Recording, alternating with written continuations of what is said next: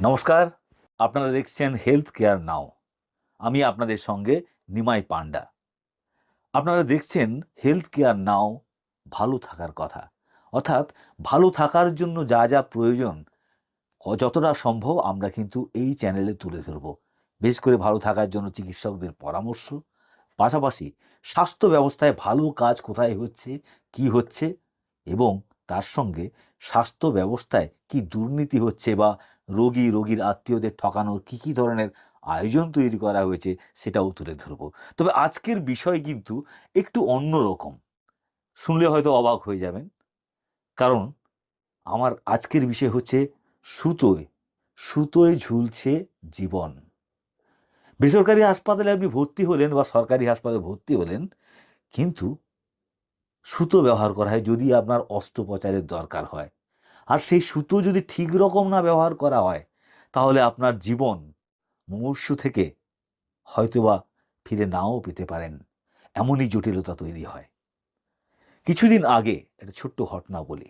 কিছুদিন আগে একটি বড় বেসরকারি হাসপাতালের আমার পরিচিত বন্ধুস্থানীয় এক শল্য চিকিৎসকের সঙ্গে আমি দেখা করতে যাই। তো তিনি আমাকে বসার জন্য বলেন, তারপর তিনি আসেন একটি অন্য ঘরে যেখানে তিনি রোগী দেখেন না। তারপর উনি আমার সঙ্গে আড্ডা মারতে শুরু করেন, গল্প করতে শুরু করেন। প্রায় ২ ঘন্টা তখন গল্প হয়ে গেছে, অথচ উনি খুবই ব্যস্ত।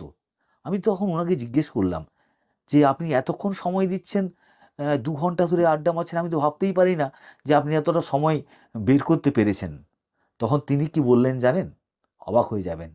তার কারণ তিনি একটি বিশেষ আন্তর্জাতিক মানের আন্তর্জাতিক কোম্পানির এটি সুতো ব্যবহার করেন যে কোনো সার্জারির ক্ষেত্রে।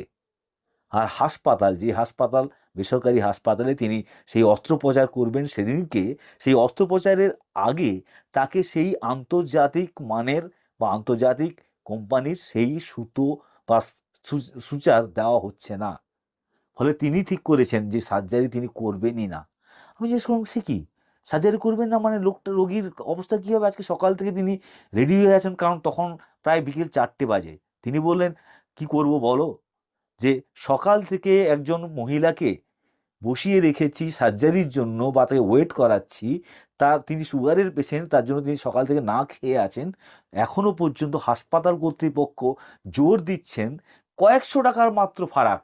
মানে যেখানে আন্তর্জাতিক মানের যে সুতোর কথা তিনি বলছেন, সেটা যদি ৬০০ টাকা একটার দাম হয়, তাহলে যে সুতো দিয়ে তাকে অপারেশনের পর সেলাই করতে বলা হচ্ছে, সেটার দাম ৩০০ টাকা হতে পারে। অর্থাৎ ৩০০ টাকার হেরফের হতে পারে। আবার যেহেতু হাসপাতালগুলো, বেসরকারি হাসপাতাল তো নিজেদেরই তাদের মেডিসিন শপ থাকে বা মেডিসিন এর সঙ্গে যা দরকার হয়, চিকিৎসার জন্য যা যন্ত্র সরঞ্জাম দরকার হয়, সেগুলো তাদের কাছে থাকে। তারা হোলসেলে কেনেন। তার ফলে আরও দাম কম। মানে মাত্র ২-১০০ টাকার জন্য একটি বেসরকারি হাসপাতাল মানুষের জীবনের দাম দেখছে না, তারা দেখছে তাদের মুনাফা। ভাবুন এবার, যে ১০০-২০০ টাকায় যারা মুনাফার কথা ভাবে, তারা বিলের ক্ষেত্রে কি করে? একটা সময় প্রচলিত ছিল যে আন্ডারগ্রাউন্ড বিলিং সিস্টেম, অর্থাৎ সেখানে চিকিৎসকরা যা ওষুধ লিখতেন, তারপর আবার তার সঙ্গে ওষুধ যুক্ত করা হতো। চিকিৎসার সরঞ্জামের বিভিন্ন ধরনের মেডিকেল যে ইউজ হয় সেগুলোর ব্যবহার করা হতো, এবং একটা ফলস বিল বানানো হতো, যেখানে বিলটা বাড়িয়ে দেখানো হতো। এখন হয়তো সেই টেবিল আর আছে কিনা জানা নেই, থাকলেও থাকতে পারে। তার কারণ চিকিৎসা তো শুধু সেবা নয়, এখন চিকিৎসা মানে ব্যবসাও। অবশ্যই ব্যবসা করতে হবে, তার কারণ এত টাকা যারা ইনভেস্ট করেন একটি হাসপাতাল তৈরি করতে, তার পরিকাঠামো তৈরি করতে বা তাকে মানুষের কাছে পরিচিত করাতে যে খরচ করেন, সেখানে নিশ্চয়ই তারা লাভ করবেন। লাভ করবেন, ক্ষতি করবেন তো নিশ্চয়ই নয়। ক্ষতি করলে তিনি হাসপাতাল চালাবেন কি করে, আর রোগীরা গিয়ে চিকিৎসা পাবে কি করে?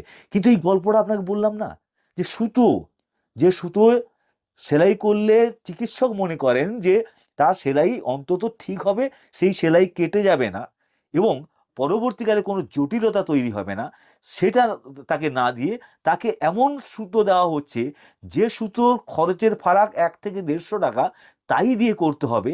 না হলে অস্ত্রোপচার করার দরকার নেই। অর্থাৎ আপনি ভাবতে পারছেন তো, আপনার জীবনের দাম বিলে আসবে কয়েক লাখ টাকা, যেহেতু আপনাকে সুস্থ হয়ে বাড়ি ফিরতে হলো, ফিরিয়ে দিল। কিন্তু যখন অস্ত্রোপচারের পরে সেলাইয়ের দরকার, সেখানে ১০০-২০০ টাকাও কিন্তু তাদের কাছে প্রচণ্ড গুরুত্বপূর্ণ। এমনকি এতটাই গুরুত্বপূর্ণ যে মানুষের জীবনের ঝুঁকি নিয়েও তারা এই লাভটি দেখেন। এবং এই ধরনের অস্ত্রোপচারের ক্ষেত্রে যদি কম মানে গুণগতভাবে যদি খারাপ সুতো ব্যবহার করা হয়, সেক্ষেত্রে কি কি হতে পারে? এক, ক্ষত জায়গায় সেলাইগুলি কেটে যেতে পারে বা সেলাই সফল হয় না, যার ফলে আবার খুলে যায়। অর্থাৎ কাটা জায়গা সে আপনার পেটে হোক বা যে কোনো জায়গায় যদি অস্ত্রোপচার হয়, তারপর এই গুণগতভাবে কম বা গুণমান কম যে সুতো তা ব্যবহার করলে সেই কাটা জায়গায় সেলাই কেটে যেতে পারে, আবার নতুন করে সেলাই করতে হতে পারে। তারপর হচ্ছে সংক্রমণ হতে পারে। তার কারণ এই যে খারাপ মানের যে সুতোগুলো দেওয়া হচ্ছে বিভিন্ন হাসপাতালে বলে অভিযোগ, সেই অভিযোগ যদি সঠিক হয়, তাহলে খারাপভাবে বা দূষিত এই সুতো দিয়ে সেলাই করলে ব্যাকটেরিয়া প্রবেশ করতে পারে কাটা অংশে এবং সেখানে সংক্রমণ তৈরি হতে পারে। অপর্যাপ্ত সেলাই যে যে সমস্ত সুতো অপর্যাপ্ত তার গুণমান হয়, তা এগুলো টিস্যুতে জ্বালা ধরিয়ে দেয় এবং তার আঠালো একটা এক ধরনের আঠালো আঠা সৃষ্টি করে, যাকে আমরা পুঁজ বলি। সে ধরনের পুঁজও তৈরি হতে পারে এবং সেটা আরও জটিল একটা জায়গায় নিয়ে চলে যেতে পারে। এবং তার সঙ্গে ভালো হতে যে সময় লাগে, অর্থাৎ একজনের যে অস্ত্রোপচার হলো তার ছাড়ার দিন যদি 5 দিন পরে হয়, 6 দিন পরে হয়, তিনি হাসপাতাল থেকে এমনিতে ছাড়া পেতে পারতেন। এই ধরনের খারাপ সুতো ব্যবহার করলে তার আরও সময় লেগে যেতে পারে, হাসপাতালে থাকার সময় লাগতে পারে এবং তার ফলে তার বিলটাও বাড়তে শুরু হতে পারে।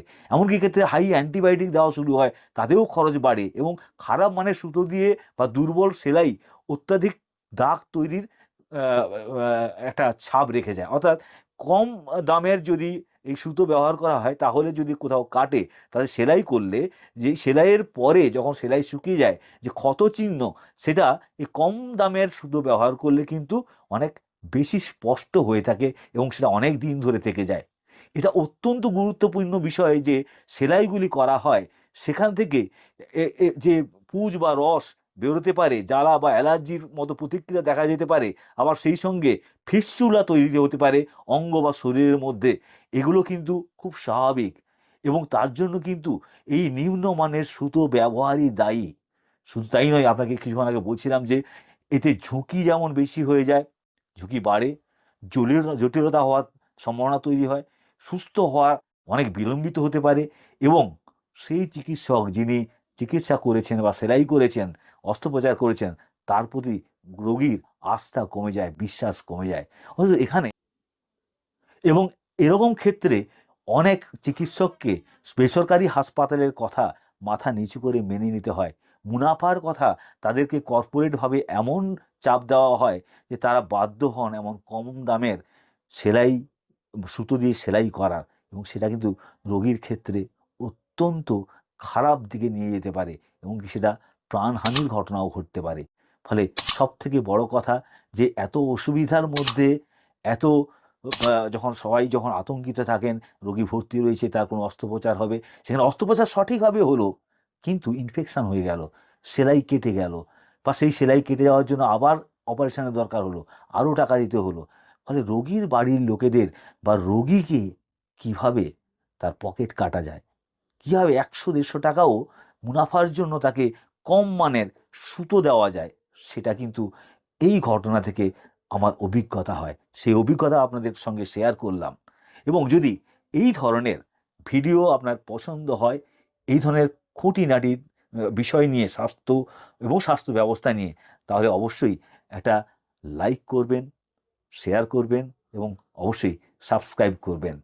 আর আপনারা দেখতে থাকবেন হেলথ কেয়ার নাও, ভালো থাকার কথা। নমস্কার, ভালো থাকবেন।